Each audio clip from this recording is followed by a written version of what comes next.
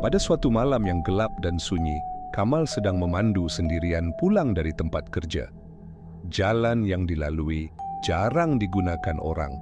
Kiri dan kanannya hanya hutan dan ladang terbiar. Angin malam meniup lembut melalui cermin tingkap yang sedikit terbuka.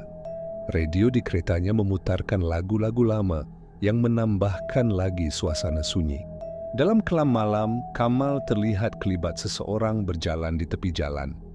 Seorang perempuan, rambut panjang mengurai, berbaju kurung merah, berjalan perlahan sambil memandang ke bawah.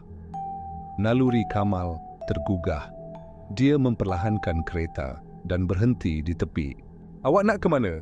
tanya Kamal sambil menurunkan cermin tingkap. Perempuan itu mendongak, mukanya pucat, matanya sayu. Dia hanya mengangguk dan terus membuka pintu kereta lalu masuk ke tempat duduk belakang tanpa sepatah kata. Perjalanan diteruskan. Kamal cuba mencipta suasana dengan bertanya, "Rumah awak dekat mana?" Perempuan itu tidak menjawab. Kamal hanya mampu melihat bayangan samar wajahnya di cermin pandang belakang. Namun, yang peliknya, Kamal mula terhidu bau wangi. Haruman itu lembut tapi menusuk hidung, seperti bau bunga melur yang baru dipetik. Bau itu memenuhi ruang kereta dengan cepat. "Harum betul minyak wangi awak," Kamal cuba bergurau, namun tiada balasan. Selang beberapa minit kemudian, suasana dalam kereta berubah.